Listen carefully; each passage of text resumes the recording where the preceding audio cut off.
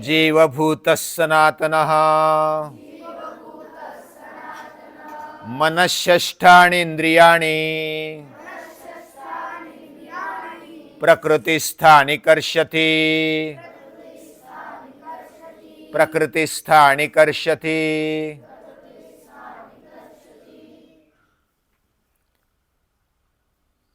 पेशवा काल सभी को पता है ना,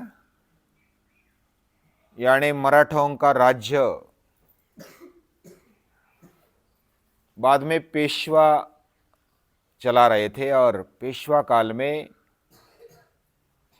एक पेशवा के पिताजी, उनका श्राद्ध होना था और श्राद्ध के लिए ब्राह्मणों को बुलाया जाता है भोजन पे।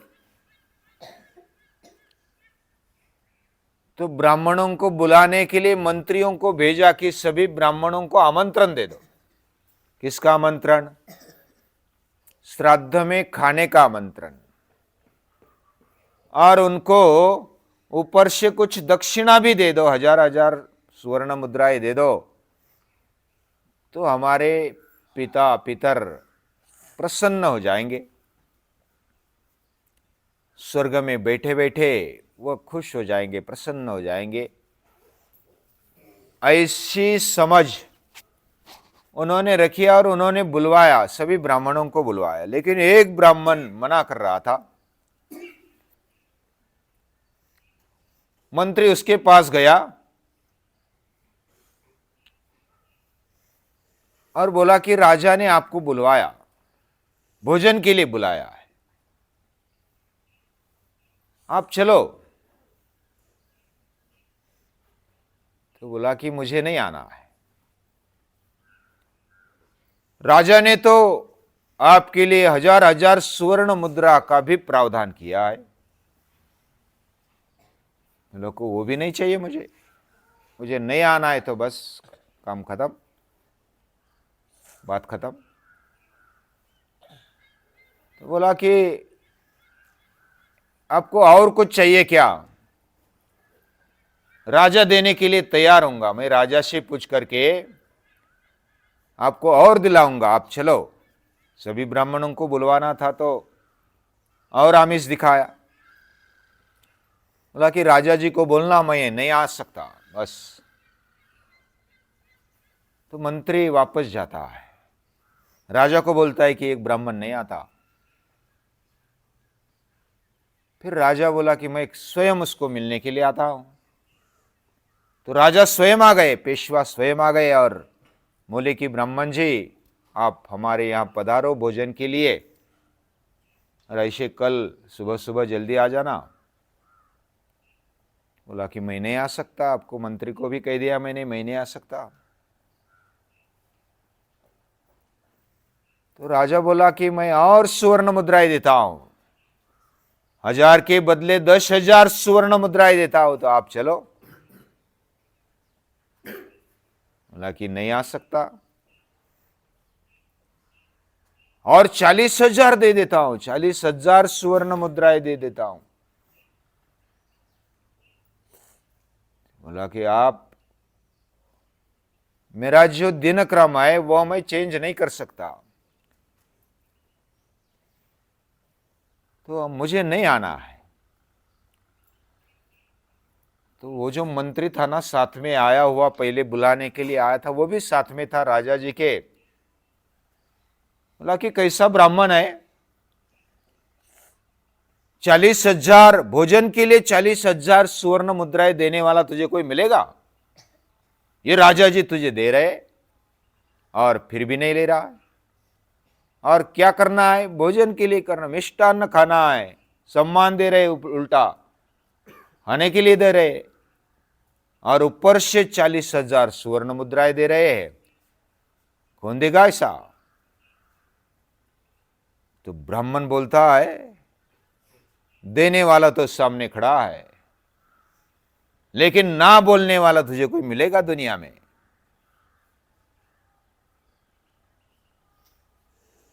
और मुझे नहीं आना है तो नहीं आना है। तो नमस्कार करके बोला कि मुझे नहीं आना है। ऐसी तेजस्विता होनी चाहिए।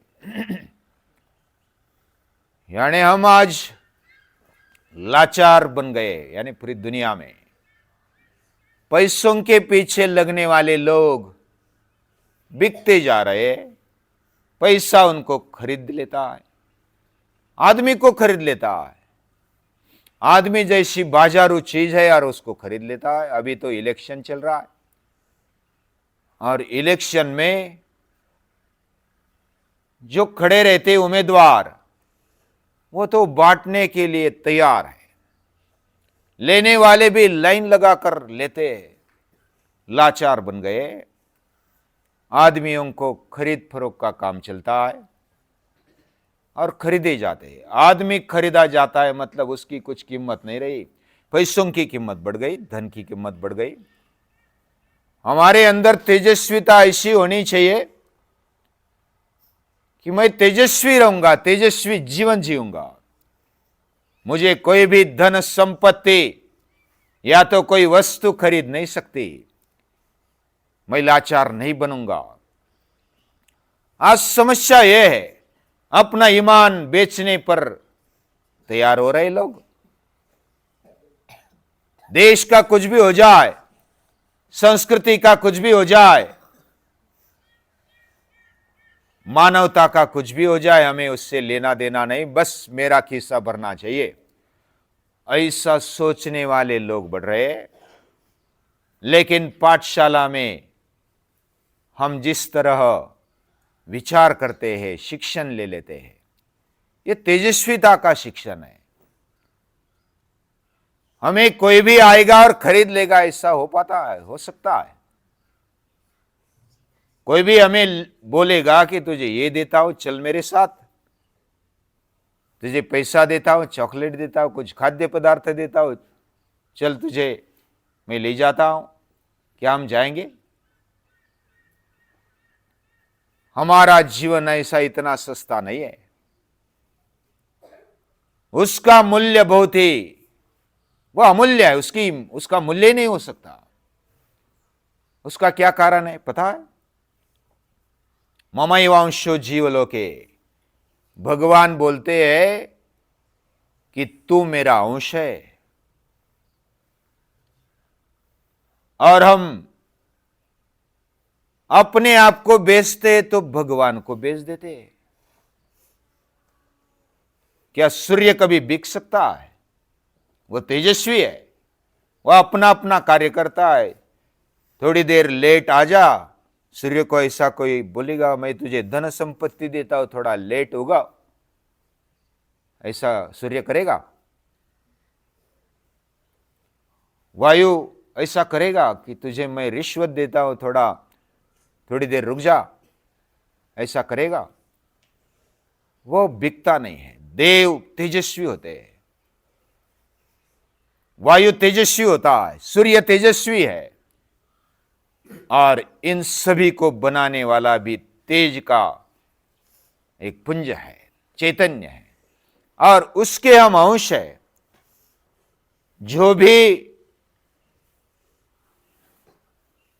समस्या आती है या तो विपत्ति आती है, वह जब संस्कृति पर, मानवता पर विपत्ति आती है, उसका कारण होता है हम अपनी दीनता, लाचारी, गुलामी पकड़ कर रखते हैं और बढ़ाते तो आपत्ति आ जाती है। लड़ने की वृत्ति खत्म हो जाती है, भागने की वृत्ति, पलायन वृत्ति बढ़ जाती है, और देश और मानवता, संस्कृति खतरे में आ जाती है जब आदमी बिकता है। तो हमारा ईमान, हमारे संस्कार, हमारे अंदर बैठा हुआ चैतन्य, ये इतना पावरफुल है कि वो कभी मिटता नहीं। उसको कोई मार नहीं सकता, उसको कोई हिला नहीं सकता। ये विचार देने वाली गीता है। और जो बिक गया, फिर हो जाते बम स्फोट, फिर आतंक खड़ा हो जाता है, फिर भ्रष्टाचार होता है, फिर देश बिक जाता है, मानवता बिक जाती है। और इसको बरकरार रखने के लिए किसको पकड़ना पड़ेगा?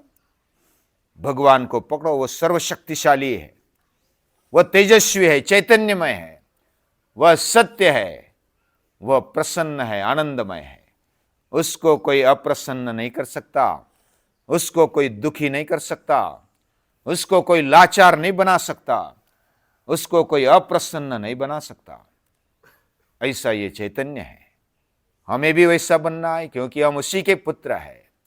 ममैवांशो जीवलोके अमृतस्य पुत्रा वयम, हम अमृत के पुत्र हैं।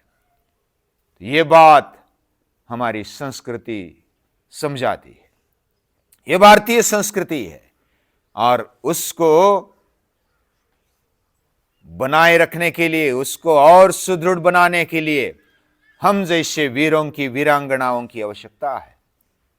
ऐसे वीर वीरांगनाएं भारत भूमि में हुए, इसलिए तो ये भारतीय संस्कृति आज भी स्वाभिमान से खड़ी है। इस संस्कृति को याद करते हैं और ऐसे विचारों को, संस्कृति को, संस्कृति बनाए रखने वालों को नमस्कार करते हैं।